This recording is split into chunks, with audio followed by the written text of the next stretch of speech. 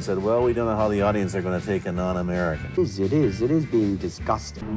In the late 60s, my father was being considered for a lead role in a TV series about a martial artist. Good chance that you'll get a TV series in the States called The Warriors, in which you use what, the martial arts in a Western setting?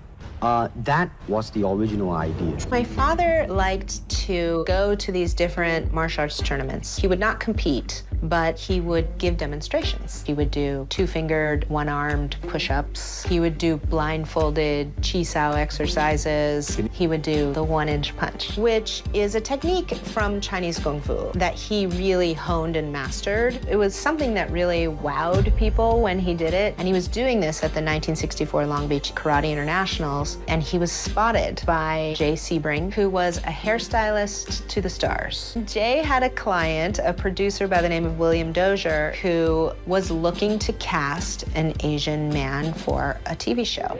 This moment in time, my father was not interested in acting. He was really focused on his martial arts. He went down and did a screen test.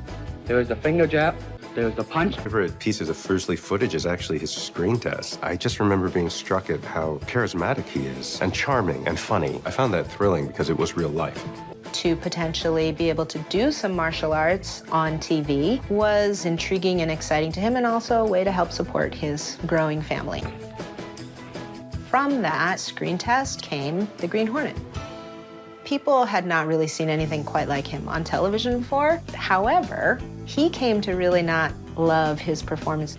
After the Green Hornet, he was in a handful of guest appearances, and he choreographed some films as well. Bruce Lee had a bit part in the Longstreet series, and this had an enormous effect on the audience. What was it? Successful ingredient in it was because I was being Bruce Lee. He looked around Hollywood and he saw that there wasn't a lot of Asian representation, and he didn't feel like his culture was being represented accurately or authentically. Branded as a typical,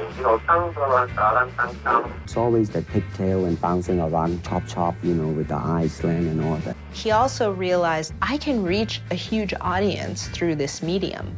I really am interested in sharing my martial arts and my philosophy and my culture. To keep your reflexes so that when you want it, it's there. My father was being considered for a lead role in a TV series about a martial artist. He was passed up because it was believed that a Chinese man could not be a lead. It's a television deal that's called Kung Fu, and I was supposed to do it. Yes. Network decided against it. I would not have been comfortable with putting a young Asian American lead on the air.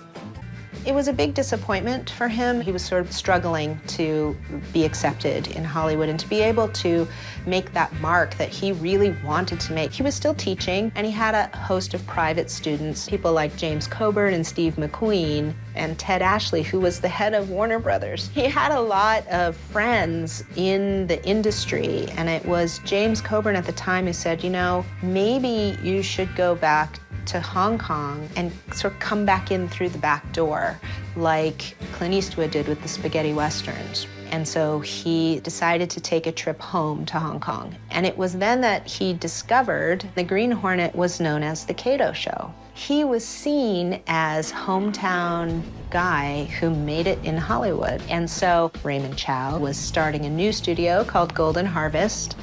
And he said, I'll give you a 2-picture deal, and then, well, let's see what happens. I went back to Hong Kong in 1971 and did a movie called The Big Boss. And the damn thing just broke the all-time record.